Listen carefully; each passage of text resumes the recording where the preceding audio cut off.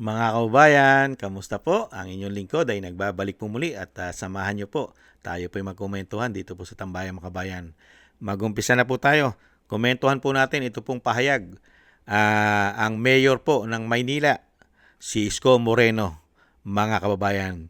Ibang-iba po nung panahon na siya po ay kumakandidato na mayor, ay nakikita niya po ang napakarami pong anomalya ng korupsyon. Pati po mismo sa kanyang lungsod ay binanatan niya ng binanatan ang napakaraming korupsyon. Pero ngayon po, iba na po ang pananaw ngayon ni Mayor Isko Moreno, lalong-lalo po sa korupsyon, lalong-lalo po sa Commander-in-Chief, yung pumipirma po ng budget, yung tinatawag pong bangag at bongit ng kanyang ate. Ito po, pakinggan po natin ang paniniwala na po ni Mayor Isko Moreno sa korupsyon po, mga kababayan, sa ating bansa. Lalong-lalo po sa tinatawag na bangag ng kanyang ate. Pakinggan po natin ito at panoorin. Anong ma-advise mo sa akin? Mastermind nga talaga si Bongbong Marcos sa nakawan na nangyayari sa gobyerno. Ano yun chismis yun parang showbiz ang dating. Yung para sa akin, wala akong makita na itutusok papunta sa kanya. May kasalanan ba si President Marcos? Ako tingin ko wala. Tingin ko wala. Sa ngayon. Kasi wala namang ebidensya. Wala namang ebidensya.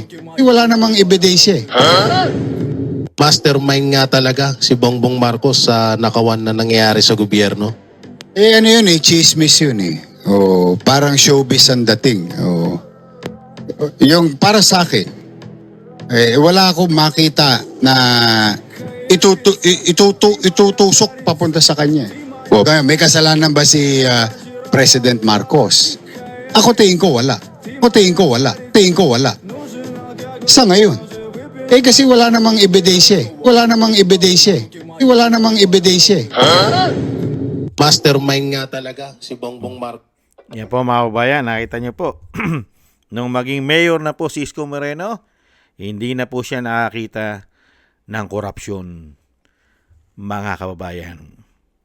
Sinabi na nga mismo Di po ba? Mismo. Aminado po. Ang Senado mismo alam nila. Ang Kongreso, ang House of Representatives alam. At mismo si Pangulong Marcos alam niya ang korupsyon.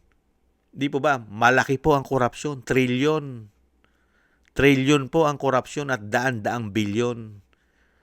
Pero wala naman daw po makapagtuturo at hindi po siya naniniwala na ituturo po ay si Bongbong Marcos, ang presidente. Hindi po siya naniniwala. Wala raw po kasi ebidensya.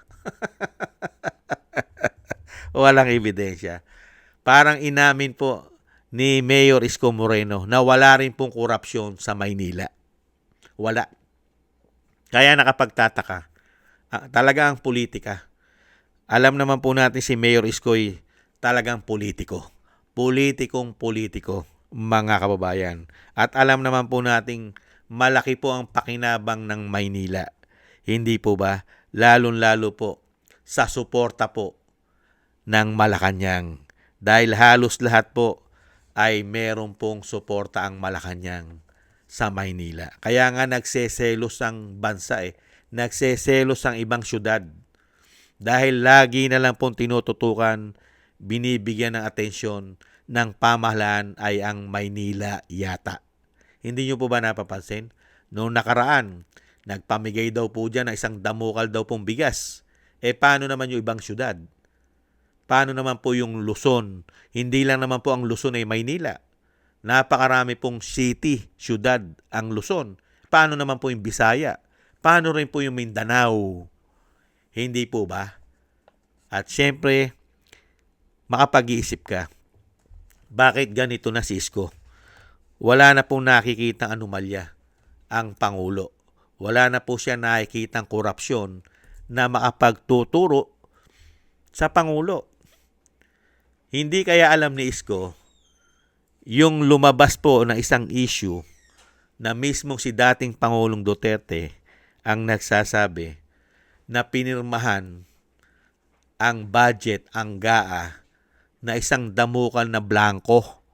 At ito po ay hindi bababa sa 241 billion mga blanco sa GAA.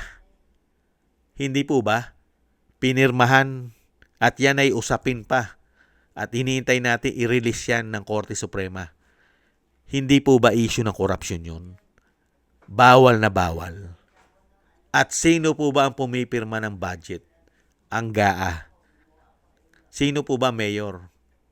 Hindi po ba? Laganap na laganap ang issue ng korupsyon, flood control. Sino po ba ang may proyekto ng mga flood control? Sino po ba ang commander-in-chief? Sino? Ang mga congressman ba? Hindi ba hawak niya ang DPWH? Hindi po ba, mga kababayan? Kaya dito po kay Isko Moreno, bagay, nakita naman po natin mga kababayan Ano po nangyari kay Isko? Yung binabanatan niya pong issue ng korupsyon, lalong-lalo yung mga congressman, na grabe raw po ang ginawa, katalamakan, lalong-lalo yung issue ng korupsyon sa flood control. Di ba, binanatan niya, di ba? Yung mga congressman ng Maynila, sila Abante, si Chua, sila Valeriano, at marami pang mga congressman na binanatan niya riyan. Ano na po nangyari? Nanahimik na po si Mayor Isko. Wala na pong korupsyon sa Maynila. Malinis na po. Pati po mga congressman na binanatan niya, tahimik na po siya diyan. Wala na po siyang nakitang korupsyon dahil wala naman daw po magtuturo. Sa ngayon, ibig sabihin, pagka pumapabor kay Isko, pag pumapabor po sa kanya, at nakikinabang po siya, wala na po siyang makikitang korupsyon. Ganun po ba yun, Mayor? Paano naman po yung kahirapan? Kung nakikinabang kayo at nakikinabang ang syudad nyo, paano naman po yung buong Pilipinas? Nahikahos dahil hindi lang naman ang Maynila ang Pilipinas. Napakaraming syudad ang Pilipinas. Nasa inyo lamang yata ang malaking pakinabang. Hindi kaya? At kung lalagyan mo ng logic, mga kabayan, mukhang si Isko Moreno, hindi kaya ang gawing manok o pambato naman ng Malacanang dahil malapit na malapit po ang tinatawag na bangag ng kanyang ate kay Mayor Isko. Hindi kaya ito naman ang gawin nilang manok o pambato? Nagtatanong lang si Kamanong. Nakita naman po natin si Isko. Hindi po ba? Talagang iba ka, Isko. Pambihira. Pagka sa pakinabang at malaki pakinabang, wala ka ng pakialam sa mga taong naghihirap, naghihikahos. Saan napunta ang isang damukal na pera ng taong bayan na wala naman pong nahita? Ang malalaking mga proyekto ng bansa ay hindi pa nilagyan ng mga pondo ang mga big ticket project. At saan kaya napunta, Isko? Yung PhilHealth, bilyong piso. Pinababalik na ng Korte Suprema yung bilyong piso sa PhilHealth. Hindi po ba ugat ng korupsyon yun? At yung Maharlika Investment Ban na wala na tayong balita, hindi kaya ugat ng korupsyon yun? Lalo na po yung ginto. Wala na po tayong balita sa ginto, sa Central Bank, kung saan napunta yon, mga kababayan. At isang damukal pa na issue na handyan pa ang PDIC, SSS, GSIS, pati nga Lotto, may issue rin. Pero pagdating kay Isko Moreno, wala. Hindi po siya naniniwala na ang Pangulong Marcos ay masasangkot sa korupsyon at ituturo siya na ulo ng korupsyon. Parang sinabi po ni Mayor Isko na hindi po siya naniniwala kay Saldico at hindi po siya naniniwala sa 18 ex-Marine soldiers sa mga dinideliver na pera sa mga politiko. At ang delivery money mismo sa Malacanang at sa kanilang residential houses sa Ilocos Norte. Parang hindi niya po pinaniniwalaan yan sa ngayon dahil nakikinabang payata siya. Pero pagdating na makakita po ng butas yan at wala na siyang pakinabang, mga kababayan, alam naman po natin ang sakit ng mga politiko. Balimbing. Balimbing. Depende na nga lang sa lasa ng balimbing. Merong matamis, may maasim. Dahil alam naman po natin ang history ni Isko Moreno. Sa dami po na sinamahan yan, lahat po ay naging kalaban niya.